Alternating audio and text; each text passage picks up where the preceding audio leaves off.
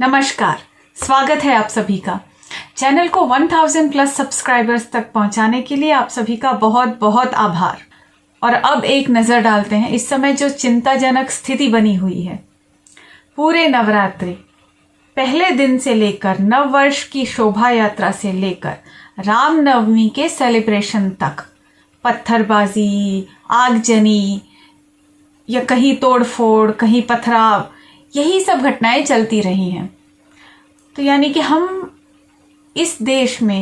अपने देश में अब अपना त्योहार नहीं मना सकते हैं। हमें हमारा त्योहार मनाने से रोका जा रहा है। और इससे भी कुछ पीछे चलें तो आप देखिए, वसंत पंचमी के दिन सरस्वती पूजा और सरस्वती विसर्जन के समय में रूपेश पांडे की हत्या, होली के समय मारपीट की गई, पत्थर बरसाए गए, कश्मीर फाइल्स देखने पे लोगों को मारा गया, चाकुओं से हमला किया गया। और अब नवरात्रि शुरुआत के पहले दिन से ही लेके इन्होंने जो तांडव शुरू किया था, 7 राज्यों में हिंसा की गई। क्यों? क्योंकि हिंदू अपना त्योहार मना रहा है, हिंदू श्री राम का जन्म मना रहा है। क्या भारत शरिया देश बन चुका है? क्या भारत में हिंदुओं के रहने के लिए कोई स्थान नहीं बचा है? क्या ये लोग भारत से हिंदुओं का पलायन चाहते हैं, उसी तरह से जिस तरह से इन्होंने पर्शियंस को भगाया था? पर्शिया से पर्शियंस को पर्सिक्यूट किया था, उन्हें अपनी जान बचाने के लिए भाग भाग कर दूसरे देशों में जाना पड़ा, भारत में आना पड़ा, भारत में शरण लेनी पड़ी। क्या आज हिंदुओं के साथ वही नहीं हो रहा है? और हम हिंदुओं को ये एक सिंपल सी बात समझने में और कितना समय लगेगा कि हमारा पर्सिक्यूशन किया जा रहा है। हमारा अंत वही है जो आज पर्शियंस का हुआ है, जो कुछ पारसी आज आके बचे हैं, वरना पूरा का पूरा पर्शिया ईरान बन चुका है। और हमारी गवर्नमेंट क्या कर रही है इन सब चीजों पर? हमारे मोटा भाई क्या कर रहे हैं? मोदी जी क्या कर रहे हैं इन सब बातों पर? कहने के लिए तो एक फेवरेबल गवर्नमेंट है हमारे पास, और इन इस्लामिस्ट जिहादियों के हिसाब से देखा जाए तो एक फाशिस्ट गवर्नमेंट है हमारी।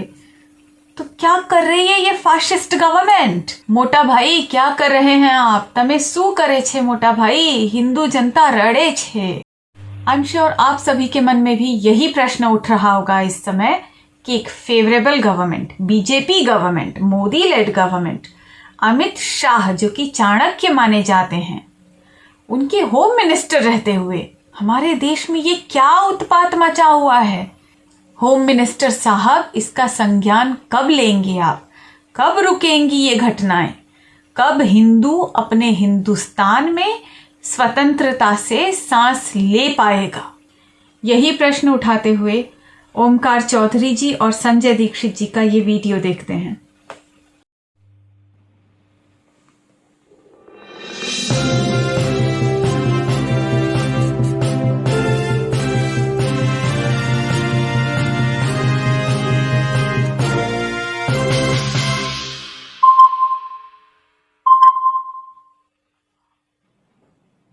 नमस्कार दोस्तों, ओशियन नेटवर्क में आपका स्वागत है। मैं हूं ओमकार चौधरी। आज बात करेंगे ये जो 6 राज्यों में एक साथ शोभा यात्राओं पर पथराव हुए हैं, आगजनी हुई है, वाहनों में तोड़फोड़ हुई है। ये संयोग तो नहीं हो सकता कि 6 अलग अलग राज्यों में रामनवमी के मौके पर जो शोभा यात्राएं निकल रही थी, उनको एक साथ निशाना बनाया गया हो? ये संयोग है या प्रयोग है? और कौन है इनके पीछे? मकसद क्या है? और सबसे बड़ा सवाल ये है कि जिनके हाथों में सरकारें हैं, व्यवस्थाएं हैं, वो क्या सो रहे हैं?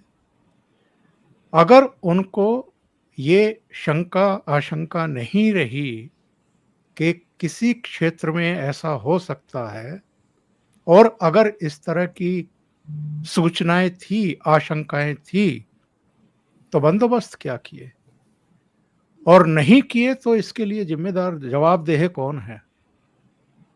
और ओवरऑल अगर हम आकलन करें तो चाहे करौली हो, चाहे गोरखधाम हो, चाहे कश्मीर हो, अब तो पंजाब भी शामिल हो गया है। गुरदासपुर में एक सिख युवक ने हिंदू देवी देवताओं के ऊपर पांव रख दिया, चप्पल रख दी।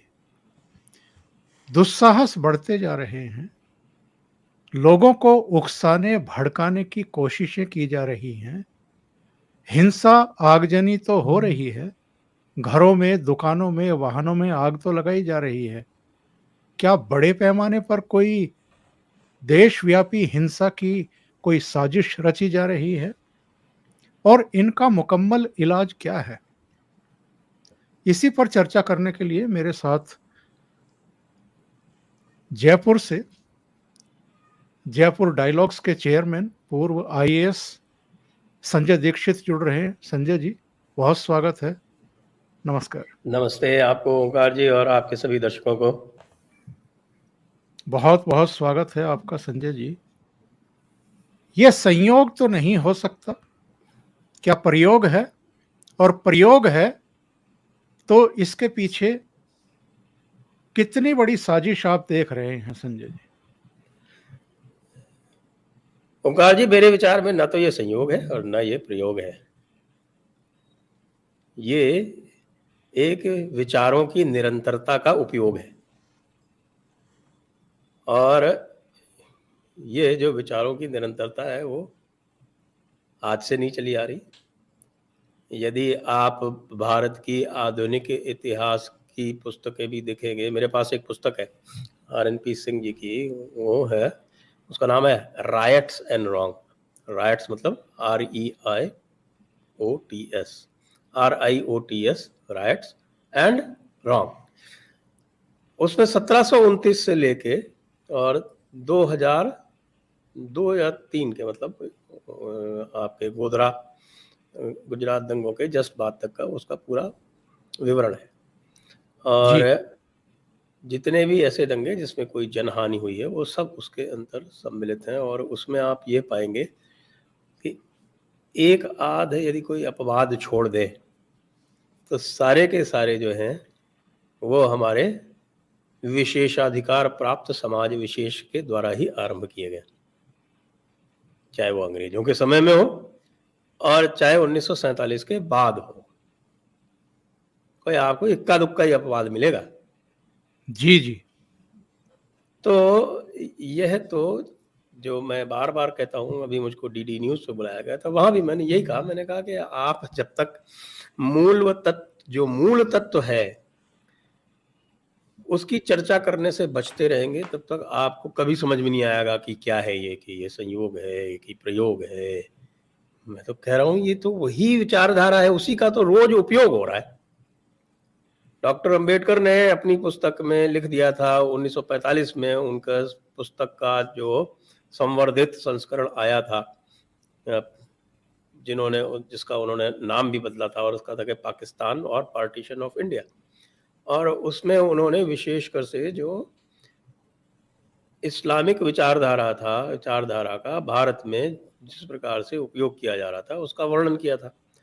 और उसमें उन्होंने कहा था कि भाई जो हिंदू मुस्लिम दंगों के 3 कारण हैं और तीनों के तीनों कारण जो हैं उसकी जो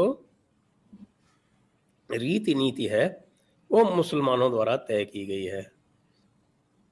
पहला कारण उन्होंने बताया कि पहला कारण है काउ स्लॉटर। वो डॉक्टर अंबेडकर स्वयं कहते हैं कि मैंने पूरा अध्ययन कर लिया इस्लामिक शास्त्रों का, मुझे कहीं भी ऐसा नहीं मिला कि आपको गाय काटना आवश्यक है, लेकिन भारत में इसको मुल्ला मौलानाओं ने इसको आवश्यक बना दिया। क्यों? उसका कारण मैं बता सकता हूँ। डॉक्टर अंबेडकर ने तो ये कहा था कि ये कहीं नहीं है, मुझे कहीं नहीं मिला, फिर भी ये ऐसा क्यों करते हैं? तो क्यों करते हैं का कारण मैं आपको बताता हूँ। और ये बात जो है शेख अहमद सरहिंदी, जो अपने आप को क़य्यूम कहते थे, क़य्यूम मतलब जिसको कहते हैं बिल्कुल धरती के थामने वाले, धरती को थाम के चलने वाले, वो क़य्यूम कहते हैं। और अल्लाह का एक नाम क़य्यूम है। तो वो पहले क़य्यूम बताए जाते हैं हिंदुस्तान के, तो उन्होंने कहा था कि ये बहुत ज़रूरी है, काफिर को अपमानित करना अत्यंत आवश्यक है।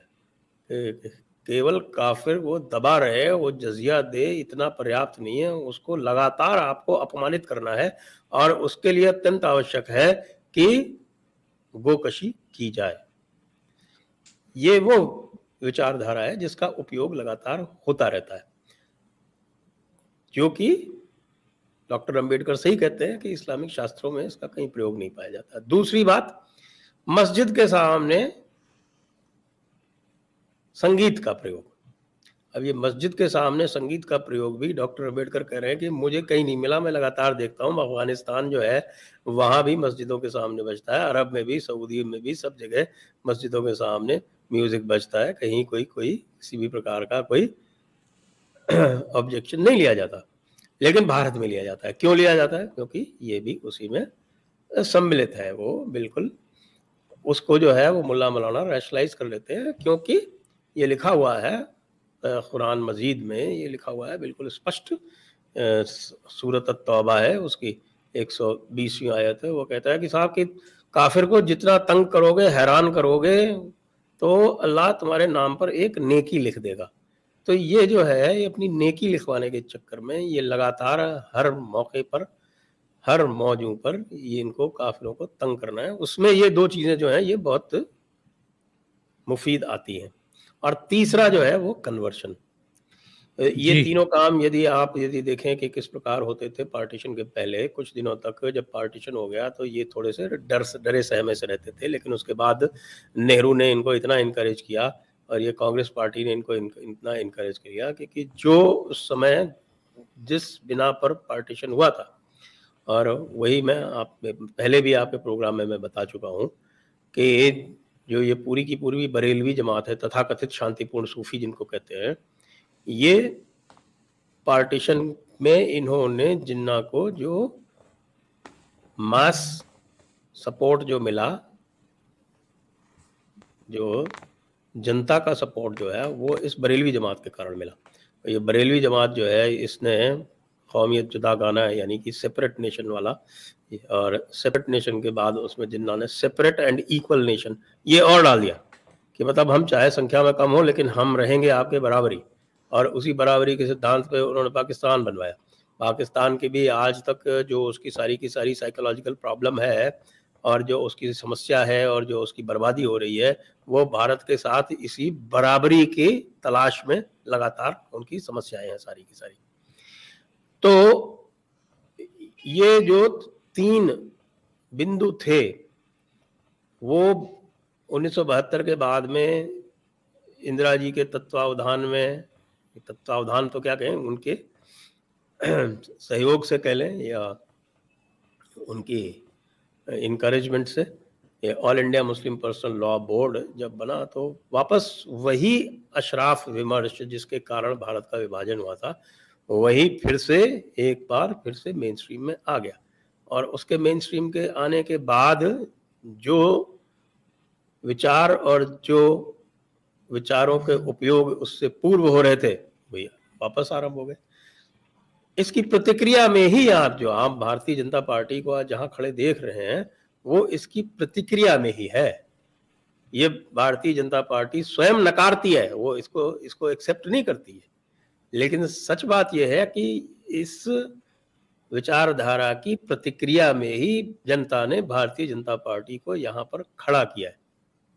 और भारतीय जनता पार्टी को भी ये स्वीकारना चाहिए, कई जगह स्वीकार रहे हैं, जैसे योगी आदित्यनाथ इसको स्पष्ट रूप से स्वीकारते हैं। और आप देख रहे हैं कि आपने अभी प्रश्न पूछा था कि इसका उपाय क्या है, आपको कहीं कुछ देखने की आवश्यकता नहीं, आप उत्तर प्रदेश को देख लीजिए।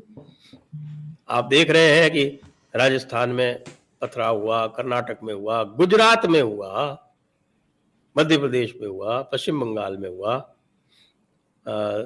लेकिन उत्तर प्रदेश में वही लोग शोभा यात्राओं पर फूल बरसा रहे हैं। तो दूसरी जगह पर पत्थर बरसा रहे हैं, वहां फूल क्यों बरसा रहे हैं? इसका मतलब ये है कि ये पूरी की पूरी जो उपयोग है इसका काट एक ही है, और वो जो काट है वही पुराना सोटा है। और उस सोटे से ही आप इसको नियंत्रण में ला सकते हैं। उसके अतिरिक्त आप सोचेंगे कि आप फिर से भाईचारा कर लो या कुछ कर लो, वो कभी कुछ नहीं होगा। आपने सारे भाईचारे के एक्सपेरिमेंट कर लिए, उसमें हमेशा आप ही लॉस में रहेंगे। क्यों? क्योंकि विचारधारा वो है। विचारधारा कहती है कि मूर्ति पूजक अपवित्र हैं। मैं नहीं कह रहा, तो कुरान कह रही है 22.30 आप देख लीजिए, कहती है मूर्तियां अपवित्र हैं। 9.28 मूर्ति पूजक अपवित्र है। तो मूर्ति पूजक अपवित्र है, उनको अपनी मस्जिदों के पास मत आने दो। उसमें तो खैर मस्जिदुल हराम या उनकी जो पवित्र मस्जिद यानी मक्का वाली है उसका है जिक्र, लेकिन उसका फिर मुल्ला इंटरप्रिटेशन करते हैं कि मस्जिद के पास काफिर नहीं आना चाहिए। और फिर काफिर जो है वो प्रोसेशन में आए और वो अपनी म्यूजिक बजाए, ये तो फिर बिल्कुल पूरी तरह से एक तरह से चुनौती है। तो उस चुनौती को हमें मीट आउट करना है। जिहाद तो खैर लगातार करना ही करना है। हमारे आसपास यदि काफिर हो तो उससे हमें सख्ती बरतनी। फिर ये मैं कुछ नहीं कह रहा हूँ, ये कुरान कह रही है 9.123 सूरत अत-तौबा।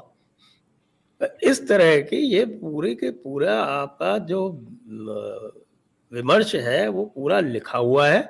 हमको आपको लगता है कि नहीं नहीं ये कोई अतिशयोक्ति है, लेकिन वहाँ मंदिरों के मस्जिदों और मदरसों में आपके जो जुम्मे के खुतबे होते हैं, मदरसों में जो पढ़ाई होती है, मदरसों में क्या पढ़ाया जाता है, मदरसों में हिदाया पढ़ाई जाती है, मदरसों में फतावा आलमगीरी पढ़ाई जाती है, दोनों में लिखा हुआ है साफ साफ कि जिहाद दीन हक की ओर बुलाने और उससे इनकार करने वाले से जंग करने को कहते हैं। तो ये जो भ्रम चलाया जाता है कि नहीं साहब कि वो जिहाद तो जो है वो पीसफुल स्ट्रगल है, ऐसा सिर्फ हमको और आपको बेवकूफ़ बनाने के लिए कहा जाता है। बाकी उनके यहाँ जो पढ़ाया जाता है वो तो हिदाया में लिखा हुआ है ना। अब बदकिस्मती से हमारे जैसे कुछ लोग हैं जो उसको उर्दू में भी पढ़ लेते हैं कि क्या लिखा हुआ है, तो हम उसको पढ़ के बता देते हैं कि भाई तुम्हारे हिदाया में तो ये लिखा हुआ है, तुम्हारे फतावा आलमगीरी में तो ये लिखा हुआ है। फतावा आलमगीरी का तो मैंने ट्रांसलेशन ही करा दिया और सबके लिए देवनागरी में उपलब्ध है, कोई भी जाके वहाँ पर पढ़ सकते हैं। उनकी किताबुल जिहाद है जो, उस किताबुल जिहाद में या किताबुल सैर जिसको बोलते हैं फारसी में, उसमें क्या लिखा हुआ है पढ़ ले जाके, वेबसाइट पे जयपुर डायलॉग्स की उपलब्ध है। तो ये सारा का सारा मामला जो है एक जिसको कहते हैं एक विशैली मानसिकता का है, और उस विशैली मानसिकता को आपको समझना पड़ेगा और ये भी समझना पड़ेगा कि ये ना प्रयोग है ना संयोग है, ये उसी विचारधारा का, विशैली विचारधारा का, विशैली मानसिकता का सम्यक और समुचित उपयोग है। जब सरकार का या समाज का भय रहता है तो चुप रहते हैं, जब लगता है कि हिंदू समाज जो है वो इस समय गाफिल है या सोया हुआ सा है, या जहाँ पर सरकारें जो है वो उनके या तो माफिक हैं या उदासीन हैं या समझती नहीं है, तो वहां पर उपयोग कर लेते हैं उसका। ये बिल्कुल स्पष्ट है, इसमें कहीं कोई जरा सी भी मुझे ऊक चूक नहीं दिखती, और ये मैं लगातार कहता आ रहा हूँ, बहुत से लोग समझ भी रहे। अब आप देखिए असम में नहीं हो रहे दंगे, वहां तो 35% जनसंख्या है, वहां तो रोज जी। लेकिन वहां पे शोभा यात्रा जो है निकल रही है, जम के निकल रही है, जो मुस्लिम बाहुल्य क्षेत्र हैं, जो जिले हैं, वहां भी निकल रही है। वहां मंदिरों के 5 किलोमीटर के आसपास जो है वो बीफ बैन हो गया है, कुछ नहीं कर पा रहे हैं। बीफ उत्तर प्रदेश में भी बैन है, असम में भी बैन हो गया है। आपने देखा कुछ होते हुए? आपने देखा किसी को पत्थरबाजी करते हुए? नहीं, वहां कोई पत्थर नहीं, वहां तो फूल बरसा रहे हैं उत्तर प्रदेश में। तो यदि उत्तर प्रदेश में फूल बरसा रहे हैं तो राजस्थान में कैसे पत्थर बरसा रहे हैं? जी, राजस्थान समझ में आता है, पश्चिम बंगाल समझ में आता है, झारखंड भी समझ में आता है, लेकिन गुजरात में, मध्य प्रदेश में, कर्नाटक में, जहां भारतीय जनता पार्टी की सरकारें और मुख्यमंत्री है, वहां अगर इस तरह की वारदातें हो रही हैं। अभी मैं एक कमेंट भी पढ़ रहा था एक दर्शक का, उन्होंने लिखा कि केंद्रीय गृह मंत्री की नींद कब खुलेगी, हम हिंदू हमारे त्योहार भी नहीं मना सकते भारत देश में, हनुमान चालीसा भी नहीं बजा सकते, एफआईआर हो जाती है। ये जो लोगों की हताशा है, निराशा है, भाई अगर ठीक है वामपंथियों की सरकार है, गैर भाजपा दलों की सरकार है, समझ में आता है। लेकिन अपनी सरकारें हैं, गुजरात में देखिए 2-3 जगह हुआ है, कर्नाटक में देख लीजिए लगातार घटनाएं हो रही हैं, वहां क्यों नहीं रुक पा रही हैं? क्या वहां योगी आदित्यनाथ वाला मॉडल या हिमंता बिस्वा शर्मा वाला मॉडल लागू नहीं किया जा सकता? देखिए, वही बात जो मैं आपको कह रहा था कि समझ बहुत आवश्यक है। आप यदि इस्लाम को और कई सारे प्रदेशों में मसीही धर्म को नहीं समझेंगे तो आप उसका उपचार नहीं कर सकते। तो मुझे लगता है कि जहाँ तक हिमंत बिस्व शर्मा का प्रश्न है या योगी आदित्यनाथ का प्रश्न है, वो इनकी गहराई को अच्छी तरह से समझते हैं। गुजरात में मोदी थे तो वो समझते तो थे, लेकिन उन्होंने वो पूरा का पूरा दायित्व इनका सामना करने का समाज से हटाकर और सरकार के पास ले लिया। और आप देखेंगे कि गुजरात में विश्व हिंदू परिषद और बजरंग दल को लगभग निष्क्रिय कर दिया गया मोदी जी के कार्यकाल में। लेकिन चूंकि मोदी जी स्वयं मुख्यमंत्री थे, सरकार पे और प्रशासन पर, पुलिस पर उनका अच्छा नियंत्रण था, अच्छी पकड़ थी, तो इस तरह की घटनाएं नहीं होती थी। अब जो भी मुख्यमंत्री आ रहे हैं वे ग्रास रूट से निकल तो आ नहीं रहे हैं, वो ऊपर से थोपे जा रहे हैं। वो मोदी जी की चॉइस है निश्चित रूप से, मोदी और अमित शाह की। तो वो छोटा छोटा काम करने में भी पहले केंद्र की ओर देखते हैं, और ऐसा करने में जो उनकी निर्णय शक्ति है, जो निर्णय क्षमता है, वो निश्चित रूप से प्रभावित होती है। इसी कारण आप देख रहे हैं कि गुजरात में चूंकि समाज से वो दायित्व ले लिया गया और सरकार जिसके पास जो अच्छी तरह से अपना दायित्व 2014 तक निभा रही थी, वो जो है वो उसकी क्षमता कम हो गई, तो फिर से उपयोग का एक अवसर इस्लामियों को दिखाई पड़ने लगा, उसका वो लाभ उठा रहे हैं। संजय जी, ये अफगानिस्तान में, बांग्लादेश में, पाकिस्तान में लगातार गैर मुस्लिम जो समुदाय हैं उनके धर्म स्थलों पर, पूजा स्थलों पर, पंडालों पर अटैक, उनको ध्वस्त करना, उनके बच्चों के साथ, बहू बेटियों के साथ, बहनों के साथ जबरदस्ती करना, धर्मांतरण करना, ये सब चीजें हम देखते सुनते हुए आ रहे हैं। उन पर हमारे यहाँ जो कुछ खास पॉलिटिकल पार्टियां हैं और नेता हैं, उनकी तरफ से कोई किसी तरह की प्रतिक्रिया कम से कम मैंने तो नहीं सुनी, ना पढ़ी कि उन्होंने निंदा की हो, भर्त्सना की हो, या वहां की सरकारों से कहा हो कि ये सब बंद होना चाहिए। और यही चीजें अब यहाँ तेज गति से होती हुई दिखाई दे रही है। शोभा यात्रा है तो बहाना बना दीजिए, तेज आवाज में डीजे बज रहा था। कुछ वीडियो मैंने देखे बीच में कि कोई एक बच्चा है किसी मस्जिद के दरवाजे पर चढ़ करके नृत्य कर रहा है डीजे के संगीत पर, उसको बहाना बना लीजिए। दुकानें जला देते हैं, घर जला देते हैं। पथराव करौली में किस तरह का हुआ, छतों पर किस तरीके से वो सब पत्थर इकट्ठा किए गए, टनों की संख्या में किए गए, लेकिन लोकल शासन प्रशासन को, पुलिस को वो आते हुए दिखाई नहीं दिए। ये जो चीजें हैं अब भारत में भी तेजी से बढ़ रही हैं, पहले भी होती थी, अब तेजी से बढ़ रही हैं।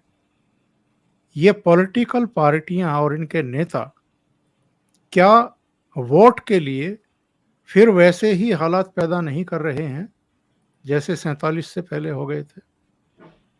निश्चित रूप से कर रहे हैं, और मैं इसके लिए सभी को आरोपित करता हूँ। ये इसके लिए केवल जो कर रहे हैं वे ही उत्तरदायी नहीं है, इसके लिए केंद्र सरकार भी उत्तरदायी है, क्योंकि केंद्र सरकार ने जिस प्रकार से सीएए के दौरान जो शिथिलता दिखाई, जिस प्रकार से सीएए का उन्होंने क्रियान्वयन रोक रखा है, उससे इनको यह स्पष्ट संदेश गया है कि केंद्र सरकार जो है इनसे डरी हुई है।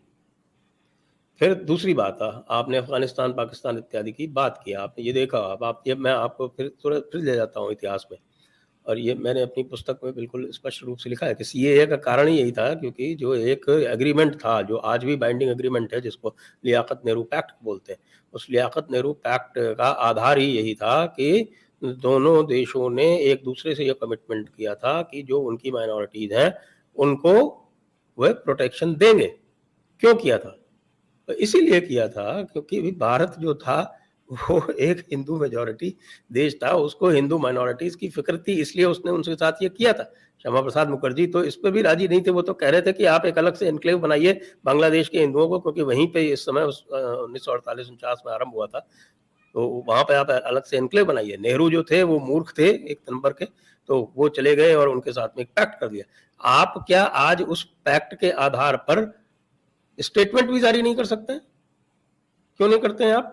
वो पैक्ट बांग्लादेश पर और पाकिस्तान पर समान रूप से लागू है।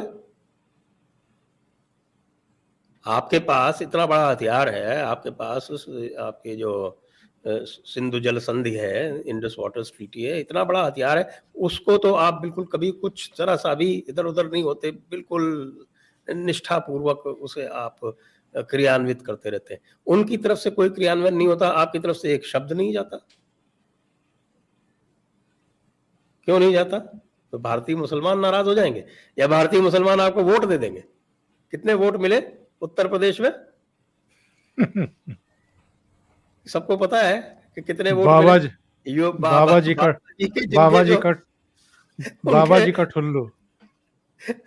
बाबा जी का ठुल्लू, और बाबा जी का जो चुनाव क्षेत्र है, जहां पर उनके जो चुनाव केंद्र है, उनके बूथ में 8 वोट मिले, जबकि सब लोग कहते हैं कि साहब की ये गोरखनाथ मंदिर से यहाँ जा रहे हैं, मुस्लिम बस्तियां हैं, इनकी सबकी जीविका चलती है, जिसके माध्यम से उनकी जीविका चलती है, और जिसके जब वो योगी आते हैं तो वो नाटक करते हैं पूरा उनके ऊपर आस्थावान होने का, लेकिन जब वोट आता है तो 8 वोट मिलते हैं। वो जो सबसे बड़ा माइनॉरिटीज का आपका हितैषी घूम रहा है, वो सैयद, सबसे बड़ा अशराफ, क्या नाम है उसका, मुख्तार अब्बास नकवी, शिया है वो, उसके बूथ में, जिस बूथ में उसने वोट डाले, 2 वोट मिले बीजेपी को। तो अब हम क्या माने, मुख्तार अब्बास ने भी डाला कि नहीं डाला? अगर मान लें कि मुख्तार अब्बास ने डाला, उनकी बीवी ने डाला, बीवी तो हिंदू है, तो एक अकेला मुस्लिम वोट मिला वहां पे। तो जो व्यक्ति एक वोट अपने अलावा नहीं दिलवा सकता किसी दूसरे का, वो जो है वो दुनिया भर में माइनॉरिटीज का अपीसमेंट करते घूम रहा है।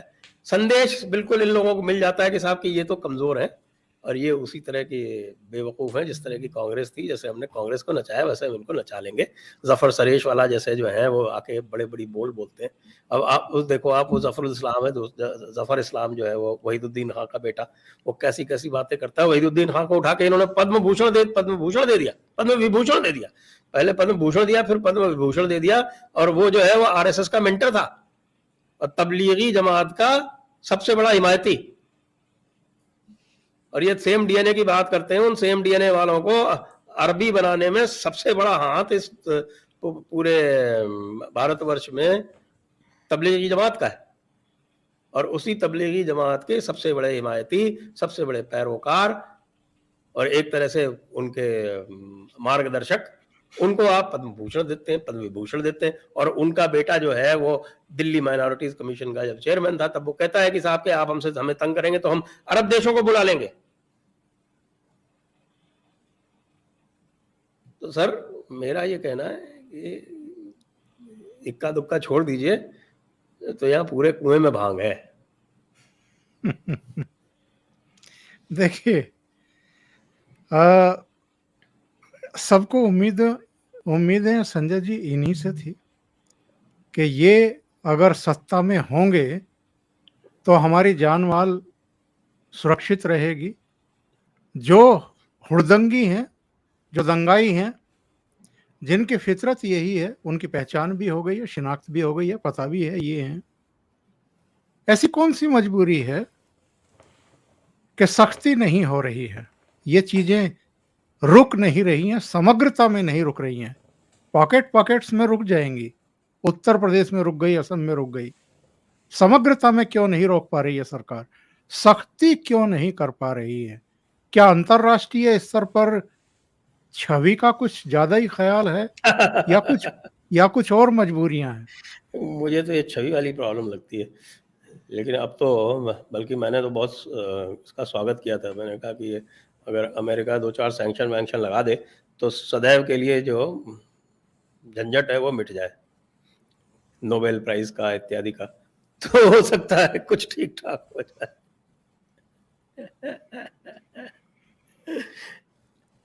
और अगर हमें मसला है कि ये जो है ये राष्ट्रीय प्रश्न है, केवल जो राष्ट्र जो है वो एक इलेक्शन से दूसरे इलेक्शन तक नहीं चलता है। राष्ट्र की जो अवधारणा है और राष्ट्र की जो संस्कृति है और राष्ट्र का जो जीवन काल है वो भारत में तो अनंत और सनातन माना गया है। तो यदि उसकी सनातनता आपको बरकरार रखनी है, निरंतर रखनी है, तो उसके लिए आपको दीर्घकालीन नीतियों पर विचार करना पड़ेगा। और वो दीर्घकालीन नीतियां आप तभी बना पाएंगे जब आप इतिहास में जाकर इतिहास से सीखेंगे। इतिहास से सीखने का मुझे कोई प्रयास दिखता नहीं है, बल्कि लगातार मुझे ये दिख रहा है कि जो स्ट्रक्चर्स इस इस्लामिक कट्टरता को और प्रश्रय देते हैं, उसको और सुदृढ़ करते हैं, उनके बचाव की नीति दिखती है। आप देख रहे हैं कि किस प्रकार से अलीगढ़ मुस्लिम विश्वविद्यालय के विरुद्ध जो पिटीशन सर्वोच्च न्यायालय में पड़ी हुई है, उसका रिप्लाई नहीं फाइल कर रही। किस तरह से जो स्ट्रक्चर्स बनाए थे कांग्रेस पार्टी ने, सच्चर कमीशन, आपके commission for minority education institution, जिसने कि पार्लियामेंट के एक्ट को ओवरराइड करके और जामिया मिलिया इस्लामिया को माइनॉरिटी इंस्टीट्यूशन डिक्लेयर कर दिया। आप सोच सकते हैं कहीं किसी देश में ऐसा हो सकता है? कांग्रेस ने तो उसको मान लिया। 2013 की बात है, 2014 में सरकार आ गई, 2022 हो गई, आज तक उसको रिवर्स नहीं किया। न केवल रिवर्स नहीं किया, बल्कि उसके विरुद्ध जो पिटिशंस पड़ी हुई हैं उनका जवाब भी नहीं देते और जाके उसको आगे डेट पे डेट बढ़वाते जाते हैं। तो इसको क्या कहेंगे? तो एक तरह से जिम्मी चरित्र जैसा दिखने लगा है। मतलब आप ये देखिए, पश्चिम बंगाल में इतना सारा नरसंहार हुआ, इतने सारे भारतीय जनता पार्टी के कार्यकर्ताओं, वोटरों की जान गई, तो प्रधानमंत्री, गृह मंत्री का एक स्टेटमेंट नहीं आया। जैसे ही एक मुसलमान मारा जाता है तुरंत स्टेटमेंट आ जाता है। लोग अब इन चीज़ों को भांप लेते हैं, जांच लेते हैं। सोशल मीडिया का युग है, न केवल भांप और जांच लेते हैं, तुरंत उस पर प्रतिवाद, परिवाद, संवाद भी कर लेते हैं। जानकारी मिल रही है कि मध्य प्रदेश के गृह मंत्री नरोत्तम मिश्रा ने ये कहा है कि जिन जिन घरों से पत्थर आए हैं उन घरों को पत्थरों में तब्दील किया जाएगा। ये है तो और बहुत अच्छा है।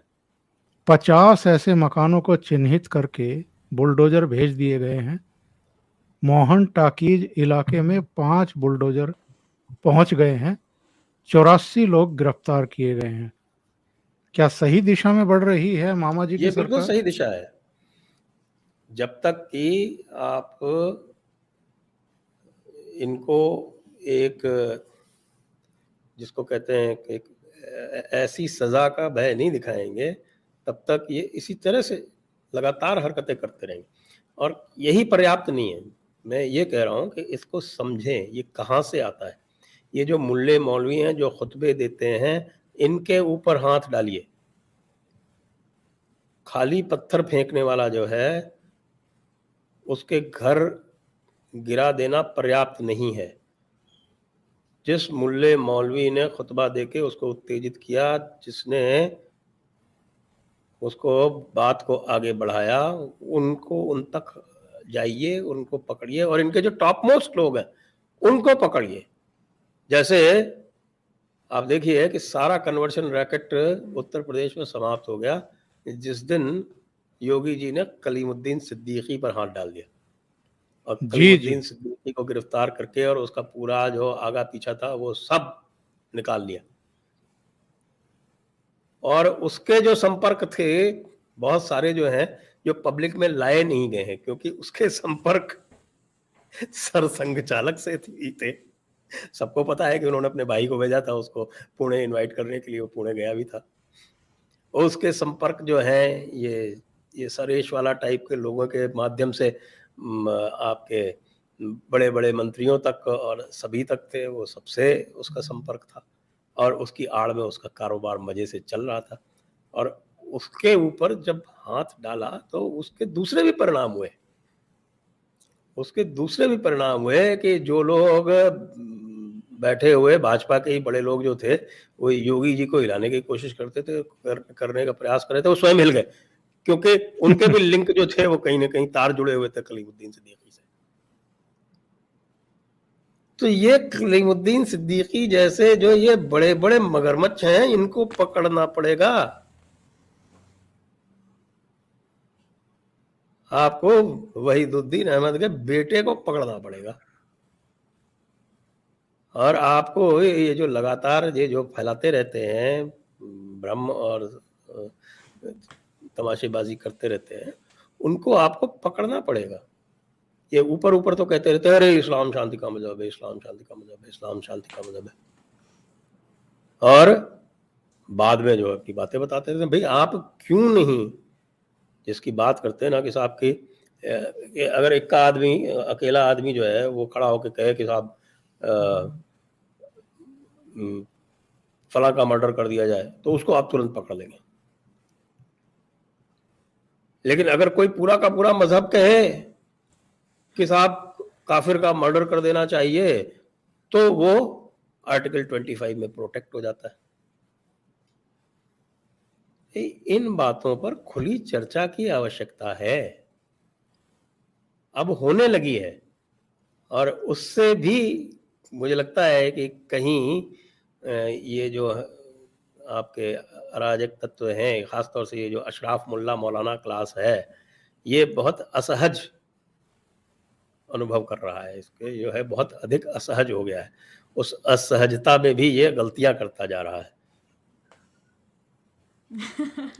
और ये जेएनयू नामक बीमारी का क्या इलाज है संजय जी? वही समझावन लाल, आपको पता है समझावन लाल से अच्छा कोई इलाज है ही नहीं। वैसे जेएनयू का लॉन्ग टर्म इलाज हो जाएगा, मुझे ये लगता है, क्योंकि जेएनयू का पूरा जो इकोसिस्टम है वो इस पर आधारित है, क्योंकि जो 60-70s में इन्होंने पूरा का पूरा जो फैकल्टी थी वो भर दी थी लेफ्टिस्ट से।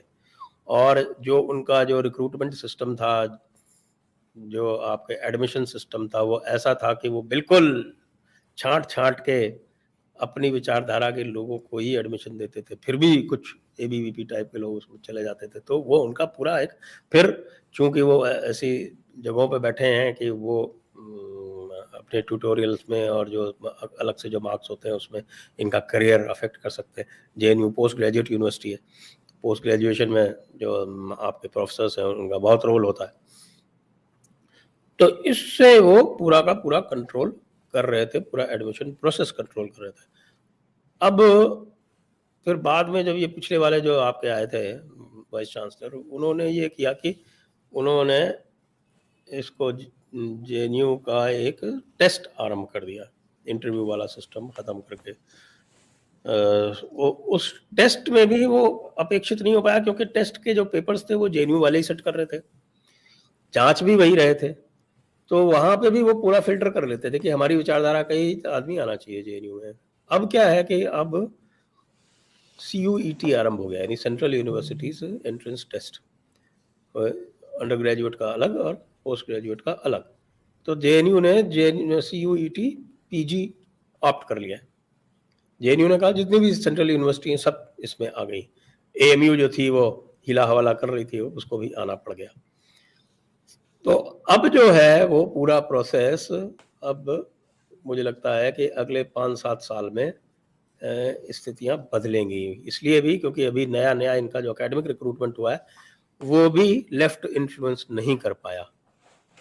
काफ़ी सारी एकेडमिक पोजीशंस भरी गई हैं, तो वो भी एक फेयर तरह का रिक्रूटमेंट हुआ है। तो अगले 5-7 साल में मुझे लगता है कि जेएनयू का जो ये लेफ्टिस्ट का दबदबा है, ये धीरे धीरे समाप्त होगा, और बाकी जो बदमाशी करता है उसका तो इलाज वही है जो योगी जी कर रहे हैं। योगी जी के उसमें तो एएमयू वाले भी हिम्मत नहीं कर पाते। एएमयू तो आपको पता है कि जिन्ना ने क्या कहा था कि ये है मुस्लिम भारत का शस्त्रागार है। ये अलग बात है कि इतिहास बोध जो है हमारे शासकों का इतना कमजोर है कि प्रधानमंत्री जी वहां जाके ये कहा है कि एएमयू जो है वो भारतीय स्वतंत्रता आंदोलन का केंद्र रहा है, एपिसेंटर। तो अब क्या कहें, वो ख्वाजा ले गया था वही जिसकी किताब जो है वो सरसंघ चालक ने जिसका उद्घाटन लॉन्च किया था, ख्वाजा इफ्तिखार, वही ले गया था। अब देखिए इस तरह के लोग जो है कहां तक घुसे हुए हैं। बहुत बहुत शुक्रिया संजय जी जुड़ने के लिए और महत्वपूर्ण विषय पर तबादला ख्याल करने के लिए। Thank you so much. इन जिहादियों का जो सल्यूशन संजय जी ने दिया है कि सरकार को एक्शन लेना पड़ेगा, ये सही है, सरकार को एक्शन लेना पड़ेगा, पर सरकार पर भी दबाव कौन बनाता है? जनता। इसीलिए यदि सरकार नहीं सुन रही है, सरकार सो गई है, तो उस पर दबाव बनाने का दायित्व हमारा है। और सल्यूशन तो वही है, लातों के भूत बातों से नहीं मानते। ये नहीं मानने वाले जब तक कि आप इन पर बुलडोजर ना चढ़ाएं, जब तक कि आप इनके ऊपर बैठे हुए जो इनके टॉप लेवल के कमांडर्स हैं, यानी कि मुल्ला मौलवी, इन लोगों को आप ना पकड़ें। अगर आपको याद हो, कुछ ही समय पहले इमैनुअल मैक्रोन ने फ्रांस में ऐसी मस्जिदों को गिरवा दिया था जहां से इस तरह के भड़काऊ भाषण दिए जा रहे थे, इस तरह की बातें कही जा रही थी। तो हम भारत में क्यों नहीं कर सकते? हर मस्जिद में, हर मदरसे में यही हो रहा है। चढ़ाओ बुलडोजर, गिराओ उनको। और जहां तक बात है समाज की सबसे बड़ी रिस्पॉन्सिबिलिटी आज के समय की ये है कि हिंदू जागृति लाई जाए। इस समाज को इस समय हिंदू चेतना और हिंदुओं के ऊपर क्या अत्याचार हो रहा है उसे समझने और उसके बारे में खुलकर बोलने की जरूरत है। I really admire Jews. उन पर एक बार अत्याचार हुआ, एक बार उनका जेनोसाइड हुआ और उन्होंने कैसे दुनिया को आज तक भूलने नहीं दिया है। और हम पर हर रोज, कहीं छोटा कहीं बड़ा, पर हर रोज हमारा जेनोसाइड हो रहा है, हमारी क्लेंजिंग की जा रही है, लेकिन हम बोल नहीं पाते हैं। हम इसको किसी को पता चलने ही नहीं देते। हम अपने आप में ही खुश हैं। Everybody is busy thinking about their own smaller family. क्यों नहीं पूरा देश, पूरा समाज आपकी फैमिली है, आपका परिवार है? क्यों नहीं वो आपका पॉइंट ऑफ कंसर्न है? और ज्यादा किसी को तकलीफ होती है तो लोगों को आजकल तकलीफ लोगों की सिमट के रह गई है, पेट्रोल, महंगाई और उनकी नेट सेविंग। तो भारत छोड़कर हम यूके चले जाएंगे, कनाडा चले जाएंगे, यूएस चले जाएंगे, अपना घर बार छोड़कर हम कहीं भी दुनिया के किसी भी कोने में जहां पे हमें पैसे मिल जाए, हम दूसरों के तलवे चाट कर भी हम खुश हैं। ऐसे लोग जो सोने की जूती में मलाई खा के खुश हैं, उनसे मेरा कोई लेना देना नहीं। लेकिन बाकी के जो लोग हैं, जो इस देश की जनता है, जो इस देश को अपना परिवार मानती है, उनसे मेरी अपील है कि कृपया आपके आसपास जो चल रहा है और इसका जो दूरगामी परिणाम है उसे देखें, उसे समझें और अपने आसपास के लोगों में ये चेतना जगाएं। हमें हिंदुस्तान को पर्शिया होने से बचाना है। जय हिंद, वंदे मातरम।